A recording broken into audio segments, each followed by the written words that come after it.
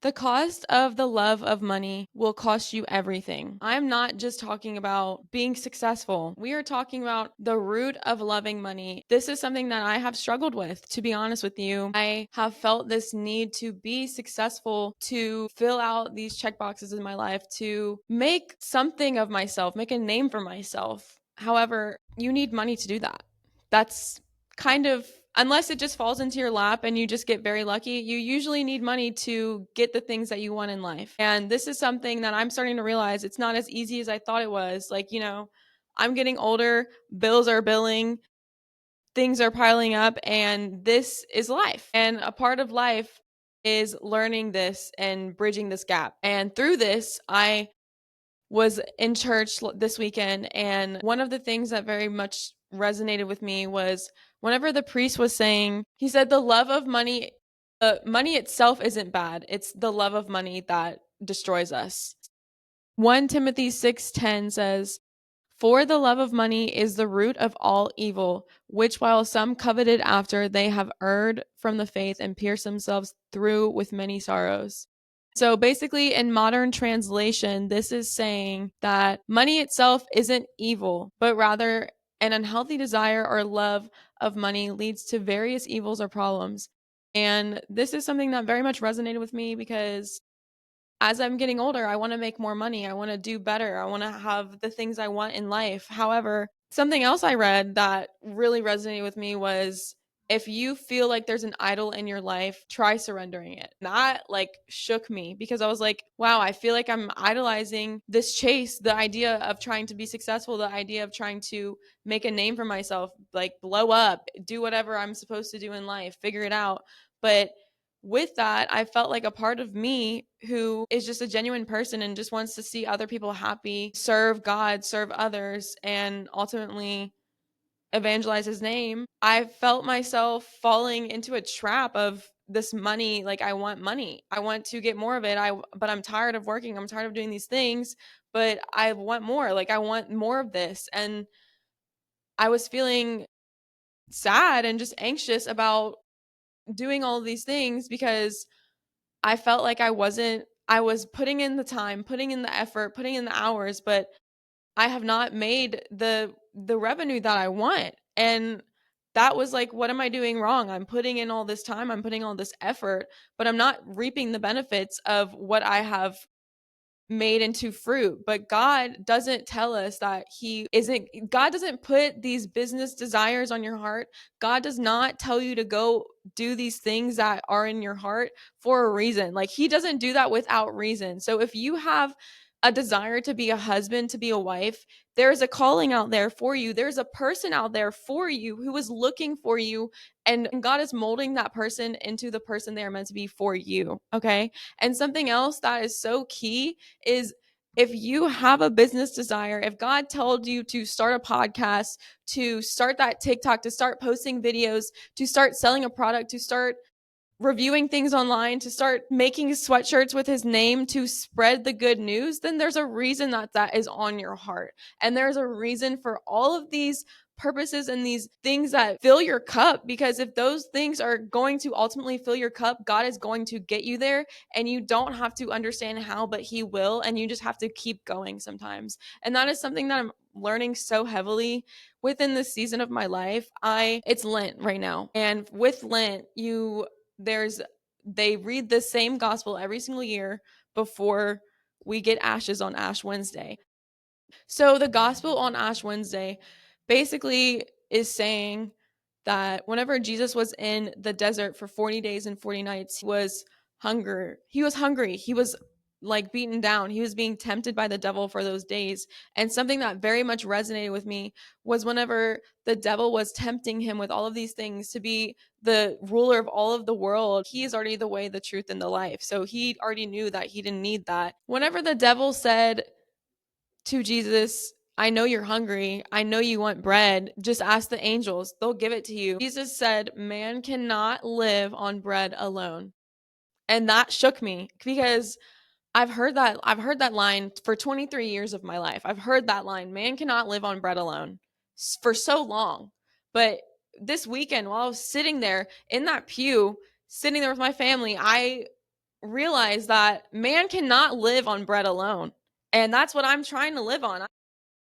I'm trying to make a name for myself, become the person that I want to be, strive to make these steps day by day. But I can't live on bread alone. We cannot live on this sole drive for money. And money is not the root of all evil. It's the love of money that is the root of all evil. And that doesn't mean that you can't be successful and follow God. That's not what I'm saying, because God will provide for you if you have business inquiries that He's put on your heart, but you don't understand how you'll get there. Because honestly, it's really discouraging seeing 7 views on a YouTube video whenever you've been doing this for like a year and a half. And it's like, God, what is the purpose of this? Why are you calling me to do these things?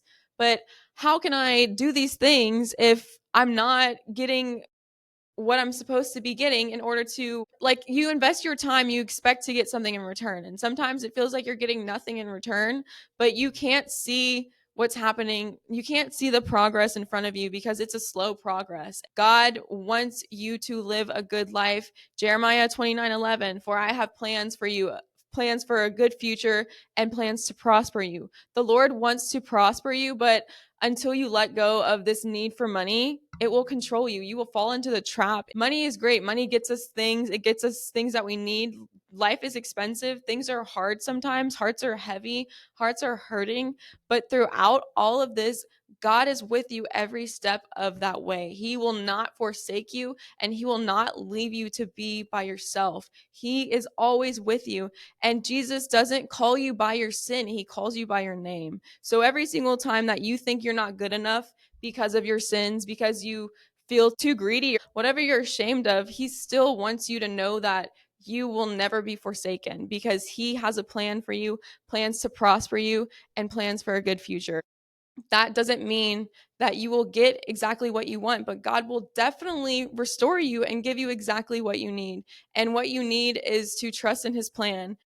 Trusting in His plan is probably one of the hardest things that I have had to go through. Trusting in His plan whenever whenever you don't even understand what His plan is for your life. You don't see the vision, you don't see where He's taking you. All you see is whatever's in front of you. You just have blinders on, and you get so stuck in this idea of becoming somebody that you're not, that you forget what's truly right in front of you. And that's how life is simple. The beautiful simple things in life, like just literally sitting outside looking at the clouds, just taking in God's presence, taking in His nature, taking in whenever somebody does a nice gesture for somebody else. Like literally, those are the beautiful rich things in this life. Richness does not equal rich. Just because you're rich doesn't mean you are rich in the fruit, rich in the spirit, rich in the way, the truth, and the life. And that separates one rich from another.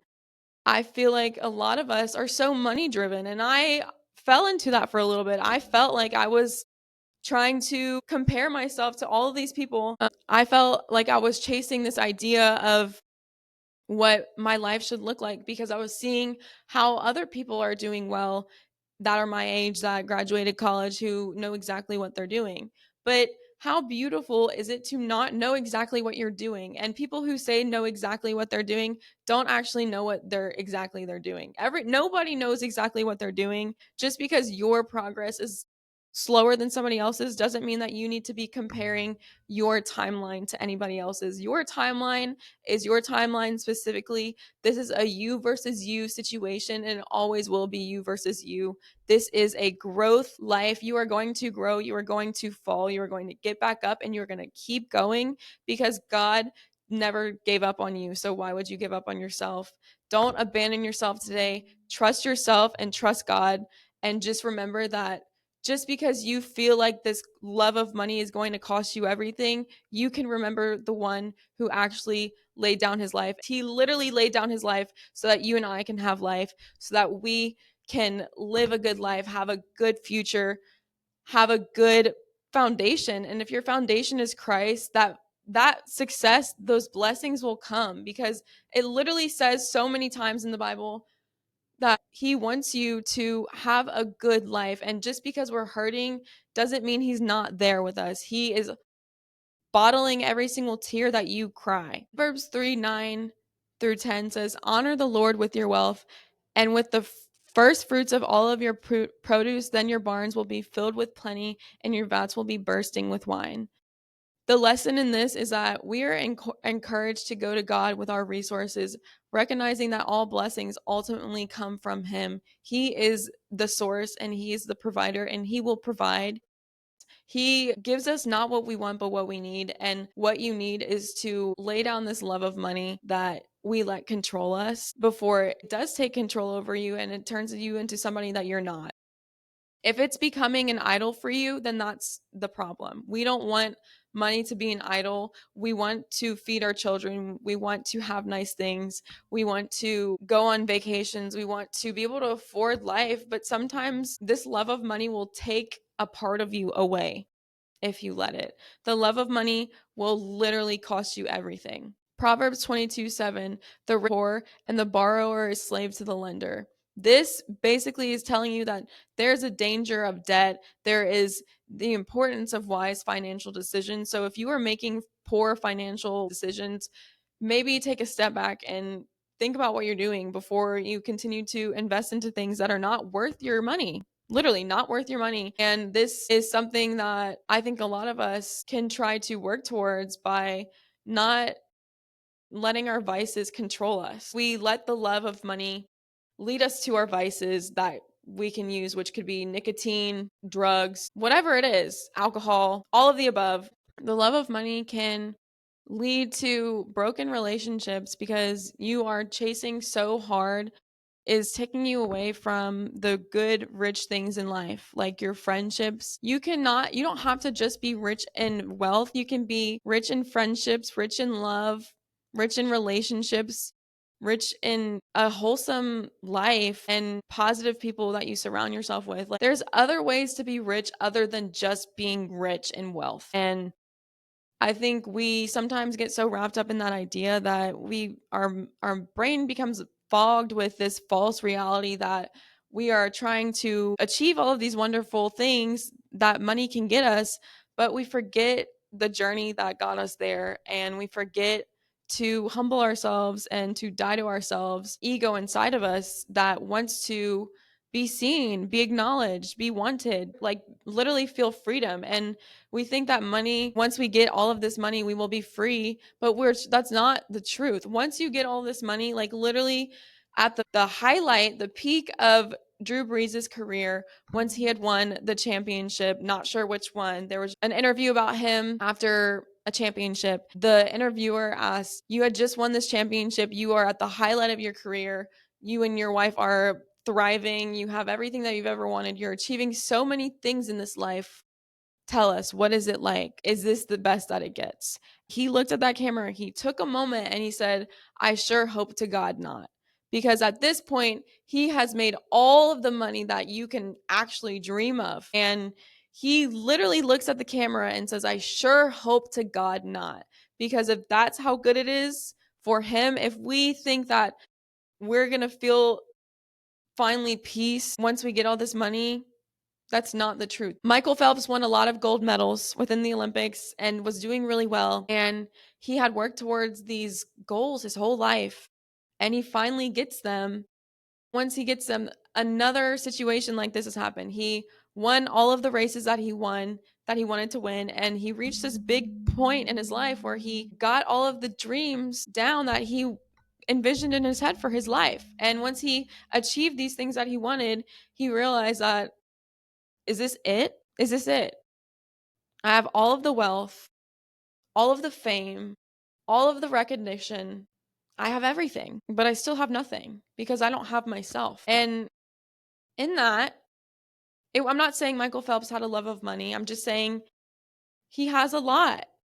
And he still didn't feel that happiness that we search for because that love of money, that goal, ambition, that hustle culture that we chase after so steadily our whole lives, that we never take a step back to get off of that hamster wheel that we're stuck on, that corporate hamster wheel that tells us to keep going, keep chasing, keep grinding, keep getting that bag, get your bag up.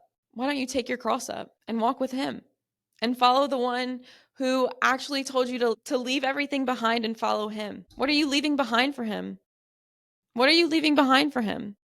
We can't let this love of money control us. Because if you do, that is how you lose yourself. I knew this one individual who only wore designer clothing and Prada, Versace, Gucci, Louis Vuitton, all of the expensive brands. This individual wore them to feel rich, to emulate something that this person wanted so badly to be. But at the peak of all of these people's careers, the most money that they were making, they still felt empty because there's a hole in our heart that we try to fill with money to fix. And that hole is only fillable by God. And we can chase after these things in life.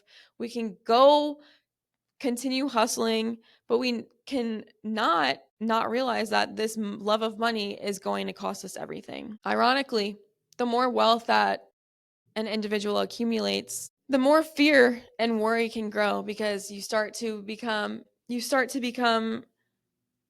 afraid of what happens if your money's gone. What if people start taking advantage of me for my money? We worry about losing our money. We worry about trying to upkeep this image. We worry about who's competition. When somebody who used to be when somebody who used to be one of your friends is now seen as a threat instead of a human being, you see them as a target.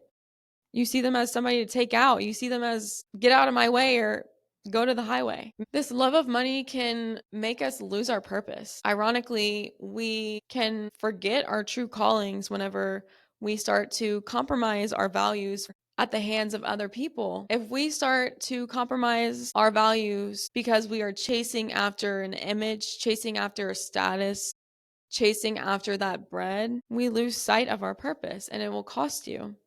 It will cost you your purpose, because if your purpose doesn't align with helping you to achieve the best version of yourself, helping you to help others, serve others in some way, helping somebody in some way, then what the hell are you doing? Because you want to be serving people, because that is what brings us true happiness, is service, helping people. And helping others is the best way to help yourself. Because once you start realizing that in helping others, you are not only healing parts of yourself that may have been broken and that have silently been swept under the rug, because a lot of us, we tend to do that. But whenever you're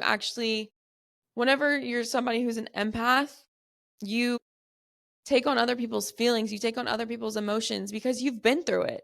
You were hurt at some point. Somebody hurt you. And you want those people who are hurting to feel heard, to feel seen, to feel loved, because you didn't. You didn't feel loved. You didn't feel seen. You didn't feel heard. You felt broken. And you wish somebody would have listened to you the way that you're listening to them. And even just doing that can heal you. Even just being a friend, opening the door, telling somebody just telling them hi, smiling, giving them a compliment. That is rich. That is true wealth. Because these things, these small gestures add up, and they're priceless. You can't put a tag on these things. You can't put a tag on how you impacted somebody else's life. You can't. That's priceless. That is untouchable. If you change somebody's life, that is untouchable. There's no price for you helping somebody else achieve something in their life that they thought they would never do. But do you know this? There's people out there who are better people because of the mark that you left on their life. And you cannot put a price on that. That is one of the richest things in life, because truly, service is the way to a wealthy life. And once you start to serve others and realize that, blessings and good things will come your way, because God rewards those who serve him. And this isn't just about thinking that, oh, if I do this, I'll get it back. I'll get this back to me because I deserve this. The truth is, you do deserve this, but it will come back to you in a way that you don't see coming, but it'll just fall naturally into your lap, because God always finds a way to provide for those who love him, who trust him. So trust God And just know that he wants you to have a good life. He wants you to flourish. He wants you to financially prosper. But until we let go of this desire to be rich in status, rich in wealth, we think that life is going to be this illusion. It's an illusion that once you get rich and all of these things, that your life is going to be perfect. It's going to be a highlight reel. But the truth is, all of these people who have achieved amazing things still feel empty. They still feel poor because there's something missing. There's something missing in Hollywood. And I think that is something that a lot of people need to break out of. We think that this richness that we are looking for in life will be found in wealth. But the richness that you actually find is found in the prosperity that you give to others. It's found in the service that you serve every single day, small wins. It's these small acts of service that you do for others, these small gestures, these little things add up and they become a huge avenue of love. Ultimately, God is love, and we were made in the image and likeness of Him. So He wants you to give love to others. People want what they can't have. And if they see Jesus in you, they will mock you. They will shame you. They see that because you have a happiness to you that can't be taken by anyone because it's the Holy Spirit that dwells within you. And in the Bible, it talks about it so many times how as Christians, we are going to be persecuted. We are going to be criticized. We are going to be condemned because of our love for Him, the one who laid down His life, who gave everything for us. And that's priceless. You can't put a price on that price He paid for us that day. 2,000 years ago, and His love is still prevailing on behalf of you. There's nothing that you can do, no sin big enough to keep you poor in the spirit, because God is rich in love and He will always give you the love that you deserve. You just have to ask. You just have to say, God, I can't do this without you. I don't want to do this without you. Because once you realize that, He will give you the love that you are looking for. It might not be the love that you were seeking, but is the love that you deserve. And every single time you find yourself wrapped up in this idea of true status, looking for that status, building your image, becoming the next best thing, growing your business, all of these things are great, but in moderation. Money itself is not bad. It's the love of money. It's the love of money. The devil calls you by your sin. He doesn't call you by name. And that is something that Bryce Crawford talked about in one of his podcast episodes, that God will call you by your name. And it's crazy that he just popped up into my live stream right as I was talking about this. That's insane to me. God's timing. And that is something that will continually remind me that you are good enough no matter what you are going through, no matter the hurt that you have caused, no matter the hurt that has been put on your heart, you will still prevail because God loves you. He literally laid down His life for you so that you and I can prosper. Man cannot live on bread alone. You cannot just serve this need to fill this hole in your heart. You cannot. You cannot live on bread alone. In Our Father, it says, "Give us this day our daily bread." We can't live on this need for money. But what you can live on is the way, the truth, and the life, and lean on His understanding, not your own. Because there are things that are not going to make sense to us. And sometimes life is hard, and sometimes we don't get the rewards that we're looking for. But one day you will understand. But today maybe is not that day. Today, God is just calling you to trust in Him, and things will happen on His time. You are exactly where you're meant to be. You are exactly where you are meant to be. There's nothing that you can do that will not go in your favor, because God highly favors you. He loves you, and He wants you to continue succeeding and just keep going one day, one step at a time. Thank you so much for listening, and Make sure to subscribe on every channel, on my YouTube, on my TikTok. Follow me on my socials. Make sure to listen to this on Spotify. Video episodes are available on Spotify and YouTube exclusively. You can listen to this on Apple Music as well. And I will see you guys next time. I love you so much. Tune in every Friday for a new episode of What the L. I love you. Bye.